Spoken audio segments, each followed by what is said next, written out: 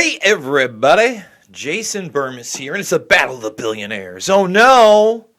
Bezos, the former world's richest man, is now the second world's richest man, behind Bill Gates, who was formerly the world's richest man. I guess, kinda, sorta, not really. What am I talking about? Well, the headlines read, Bill Gates overtakes Jeff Bezos as the richest person in the world at $110 billion after Microsoft secures a $10 billion contract with the Pentagon and Amazon's stocks drop. Now, there's a lot to kind of consume here, right? First of all, in the headline alone, it kind of lets you know what we're dealing with. We're dealing with the technopoly. We're dealing with Bill Gates and Jeff Bezos with huge military-industrial complex contracts, period. Okay? Let's talk about that. Bezos is already in bed with the National Security Agency and the CIA to manage their intelligence that we know of. Bezos, Amazon, is already involved with NASA and their quantum computing programs, right? Microsoft also has its own quantum computing programs on top of this. Microsoft, through as far back and much longer, but as far back as just like the Kinect, and before it was available, was working with the military openly then on those projects of facial recognition, data, algorithms. Bezos has the Echo and all these other things. Here's the other important thing to note. This is not capitalism. It's not like these guys are really competing, okay? When you think about it, number one, the Bill and Melinda Gates foundations and all their charities, all the money that is not liquid, that's tied up in stocks, right? And that's why we have this drop. Neither one pays really any taxes, okay? Let's pause that nonsense. But if you look right here, Amazon will pay $0 in taxes on $11.2 billion in profits for 2018. Zero. Nunsky and Hutch. Nothing. And even when they do pay, they pay far under the percentage that we would pay. So actually they paid negative taxes, minus 1.2%. Here it was also, I believe, in the negative, yes, negative 2.5%. Now, somehow in 2016 they paid a 10% rate, which isn't terrible in my opinion. It's I don't understand this 91.7%. I think that this is not possible. Right here, I think that this is actually, it might be 9.17%. It might be a typo of some sort, but maybe I'm wrong on that. Maybe they did pay, I think it would be impossible to pay 91% in taxes when they're paying zero now. All right? And in 2012, it appears that they had a 15% tax rate. But, like I said, modern days, it used to be, here's Microsoft used complicated tax measures to avoid $2.4 billion. This is in 2013, right? But now, by 2019, 60 of America's biggest companies paid no federal income tax in 2018. And if you scroll down and you see how they do this, for instance, stock options is one way they do it. Amazon, Facebook, there's Microsoft, Apple. They rely heavily on this, okay? Now, it's funny because literally 6 months ago, 8 months ago now almost, 7.5, Microsoft, please tax us more, and Amazon too. You see how they both relate to one another? It's because they're paying nothing. And it's not just, through an effective tax rate. It's through all these, like I said, stock options, loopholes, and corporate welfare. It's a rigged system. If you play ball, you get to be part of that system. Let me give you another example. In my film, Shade the Motion Picture. Guys, I am a documentary filmmaker. You can watch all these for free on this channel. Hey, take a couple hours. Actually, I think it's like a 90-minute movie, Shade the Motion Picture. I have a whole section on Gates, and what you don't understand is that Gates was threatened by the Securities and Exchange Commission for having basically a monopoly. And he argued that something like pre-Google could come around and overtake the market. In a lot of ways, it did, right? It went into the future, although most PC-based operating systems are still on Microsoft. What? Most people now, a lot of, for instance, if you were a college student you would most definitely almost have a laptop or a desktop. Now, not so much. You may have a Chromebook that just lets you do Google Docs and is pretty cheap and it doesn't have an operating system, right? And then if you look at the phone market, which is in everybody's pocket, it's divvied up mainly between Apple and Android, aka Google.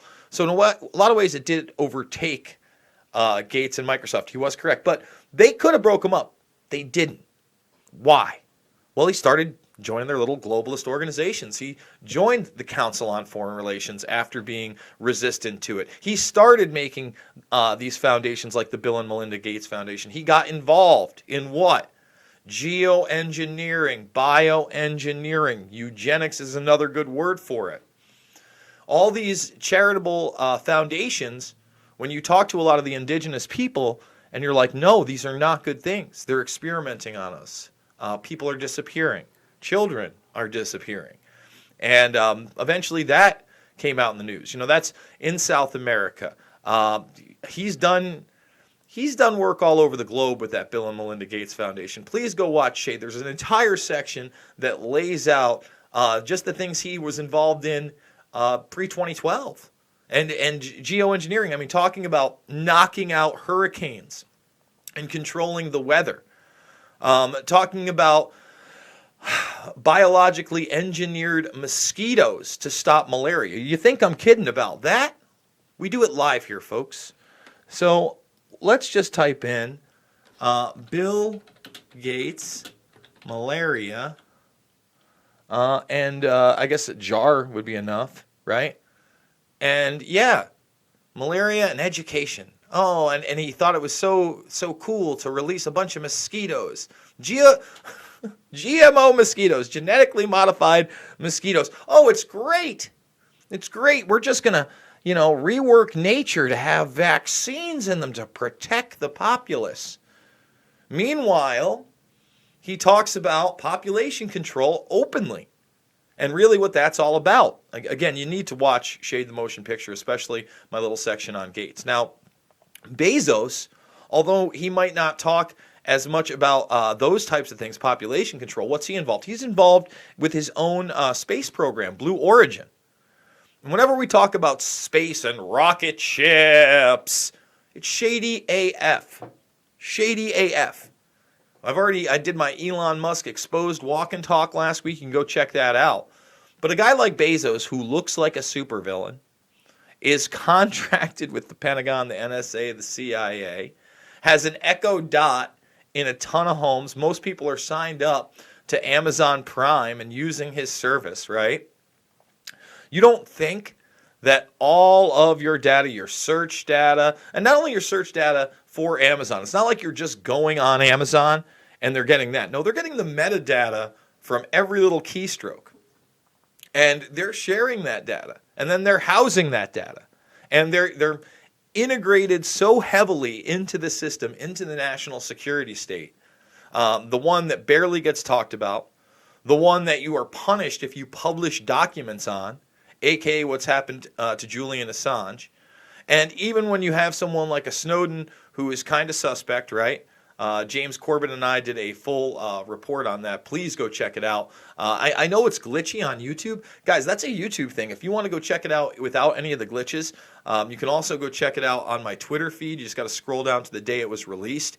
And, I use that as my backup stream because of things like that. It's been happening a little bit more. I think it's because of YouTube's transition into the new beta studio that I think still has a lot of issues. I know a lot of creators out there do as well.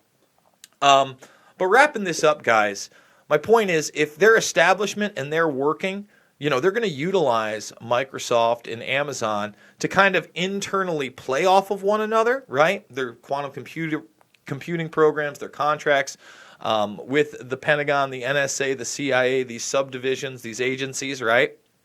But at the end of the day, as long as they play along, as long as they play ball, they're always going to be at the top of that pyramid.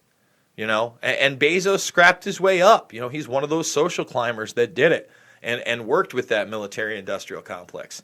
That's the truth. Yes, Promise Software is carnivore software. All this stuff been around for a very, very long time, and it goes well beyond that, I promise you. So, guys, If you like my stuff, like I said, I'm a documentary filmmaker, Loose Change Final Cut, Fabled Enemies, Invisible Empire, A New World Order to Find, and Shade the Motion Picture. All free right here, right now, in the playlist section at Documentary Films. Make sure to thumb this video up. Join the Burmese Brigade if you're new. I want to hit 40,000 subscribers before the month is out. We just hit 36.8. That's not enough.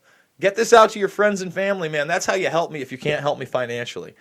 You help me by sharing this information with others, turning people onto it, and hopefully getting them to subscribe so we can get more and more people sharing this stuff. But if you can financially support me, I absolutely love you for it. $5, $10, $15. It means the world to me. On my next AMA, I'm going to be thanking the people that have donated this week. We did one with Dylan Avery yesterday, the director of the Loose Change series, and my buddy.